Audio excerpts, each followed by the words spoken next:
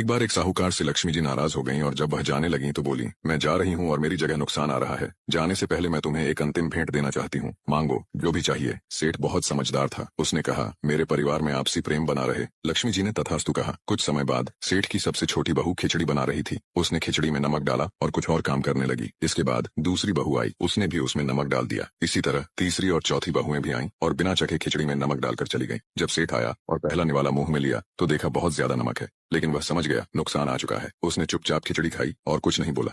इसके बाद बड़ा बेटा आया, निवाला मुंह में लिया और पूछा, पिताजी ने खाना खा लिया? क्या कहा उन्होंने? सभी ने उत्तर दिया, हाँ खा लिया। कुछ नहीं बोले। अब लड़के ने सोचा, जब पिताजी ही कुछ नहीं बोले तो मैं भी चुपचाप खा लेता हूँ। इस प्रकार घर के अन्य सदस्य एक एक करके पहले वालों के बारे में पूछते और चुपचाप खाना खाकर चले गए। रात को नुकसान सेठ के सामने हाथ जोड़कर कहने लगा, मैं जा रहा हूँ। सेठ ने पूछा तो नुकसान ने कहा, 1 किलो नमक तो खा गए, फिर भी झगड़ा नहीं हुआ। मेरा यहाँ कोई काम नहीं। जिस घर में आपसी प्रेम हो वहाँ सदा सुख शांति होती है।